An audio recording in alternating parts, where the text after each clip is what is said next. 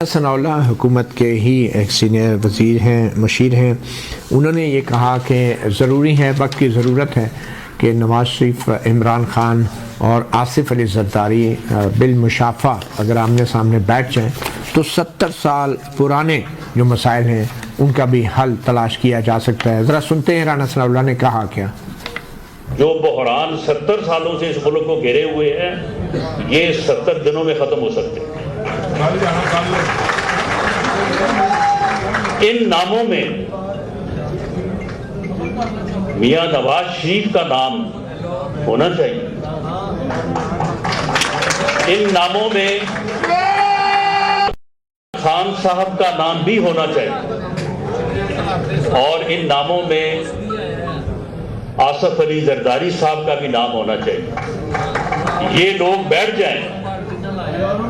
کیا مذاکراتی ٹیمیں خواجہ سعد رفیق صاحب، کیا وہاں پہ جو بھی مذاکرات ہوں گے ان سے جو بھی رپورٹ وہاں پہ موقف بنے گا وہ آپ کی آڈیٹنگ کے بعد کیا وہ لیڈرشپ کو پیش نہیں ہوگا؟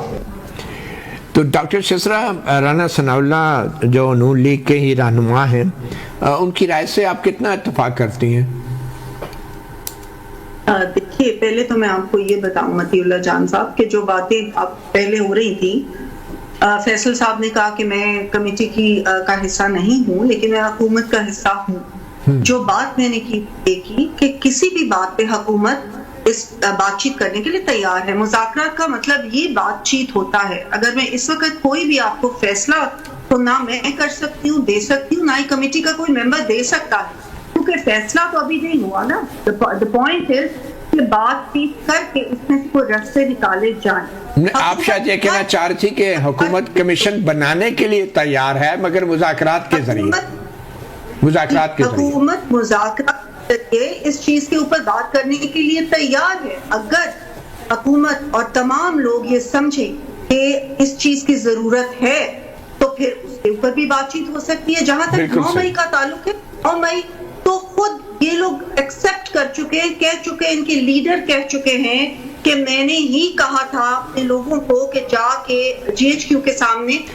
چلیں یہ بات تو ہوگی نا. اب ڈاکٹر شسرا، جو رانا ثناء اللہ صاحب کی ہے کہ 3 بڑے لیڈروں کو بھی آپس میں بیٹھ جانا چاہیے، اس پہ آپ کیا کہیں گے؟ بالکل میں سمجھتی ہوں کہ بڑی انہوں نے ایک ایکسپیرینس سیاستدان ہیں اور سیاسی مشیر ہیں پرائم منسٹر صاحب کے، اور جو ان کا کہنے کا مقصد تھا کہ کمیٹیز جو بھی بات کریں گی آپس میں ایونچولی اپنے لیڈر سے اس کو ان تک لے کے جائیں گی اور ان کا ہی بیچ میں مشورہ شامل ہوگا، ان کی گائیڈنس شامل ہوگی، وہی بتائیں گے کہ کس طریقے سے آگے بڑھا جائے.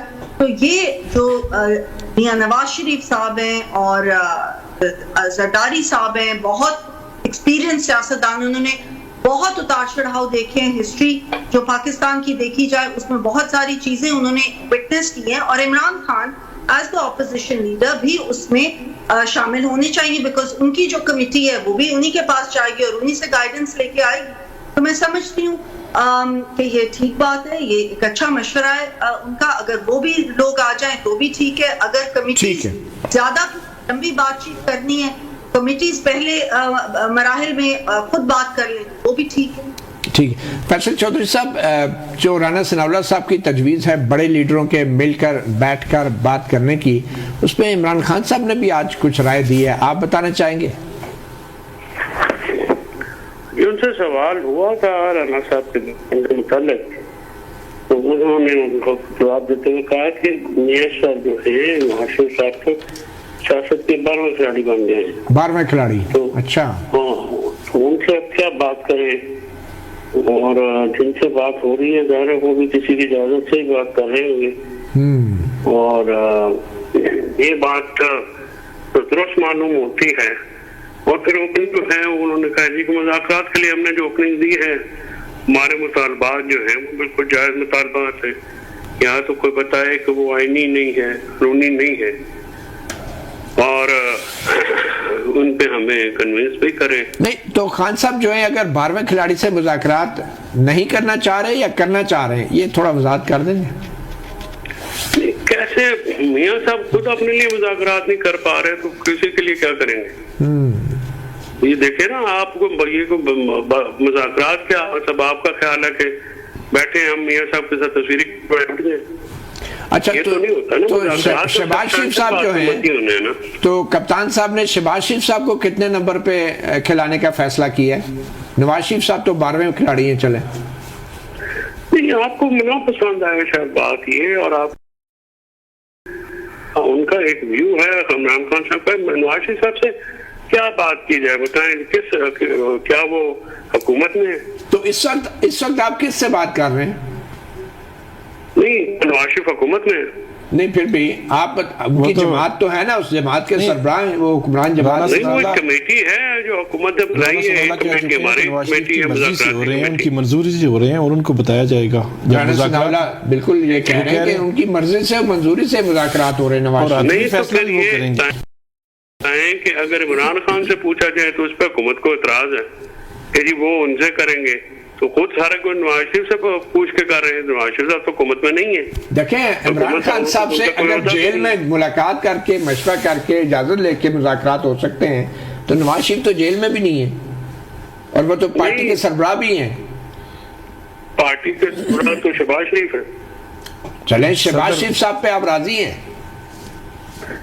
سر جو بات کریں جو کچھ کر سکتے ہیں, اگر بات یہ حکومت کر سکتی ہے تو بسم اللہ.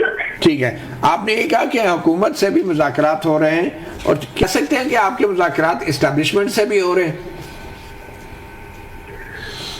دیکھیں سر میرا جو ذاتی یہ مذاکرات مذاکرات کے نتیجے میں ہی ہو رہے. کس کے نتیجے میں؟ سوری, یہ مذاکرات کے نتیجے میں ہو رہے ہیں. اچھا, اس کا مطلب ہے آپ کے پہلے مذاکرات اسٹیبلشمنٹ سے ہوئے اور اس کے بعد اب حکومت سے ہو رہے ہیں. بس میں نے جو بات کرنی تھی کر دی ہے, باقی آپ لوگوں پہ چھوڑے فیصلہ کرنے. چلیں ثاقب رشید صاحب آپ کیسے دیکھ رہے ہیں, کیونکہ اب یہ جو امریکہ کی طرف سے بھی بیان آ رہے ہیں, ظاہری بات ہے جو نامزد عہدیدار ہیں رچرڈ گرنیل انہوں نے انٹرویو بھی دیا ہے, مگر اس کے بعد ایک نیا قسم کا بیانیہ ہمیں سننے کو مل رہا ہے, خاص طور پہ پاکستان پیپلز پارٹی کی طرف سے, اور پھر اب نون لیگ کی طرف سے بھی کہا جا رہا ہے کہ حکومت پہ دباؤ ہے.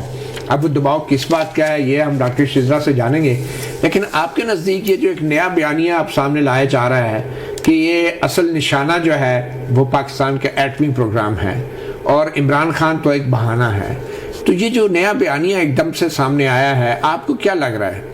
نہیں, اس کے پیچھے ایک جو بیانیہ ہے اس کے پیچھے ایک وجہ یہ بھی ہے نا کہ جو امریکنز ہیں انہوں نے پاکستان کی جو کمپنی تھیں مختلف ان پر پابندیاں بھی لگائی ہیں, تو اس سے یہ اس سے پہلے کبھی نہیں لگی؟ نہیں, پہلے بھی لگتی رہی, پہلے بھی لگتی رہی ہیں, ابھی بھی لگی ہیں, ان کا بہت زیادہ اثر نہیں ہوگا لیکن پابندیاں لگی ہیں. تو اس کا مطلب یہ ہے کہ امریکہ کی جانب سے کچھ نہ کچھ ہو رہا ہے. بلکہ جو رچرڈ ہیں انہوں نے بھی بات عمران خان صاحب سے بھی کے حوالے سے بھی بات کی تھی, اور آگے بڑھتے بڑھتے اس کے حوالے سے بھی انہوں نے بات کی تھی ایٹمی پروگرام کے حوالے سے ڈیفینیٹلی, اور وہ سکتے ہیں نہیں جوڑا نہیں جا سکتا, جوڑا بالکل نہیں.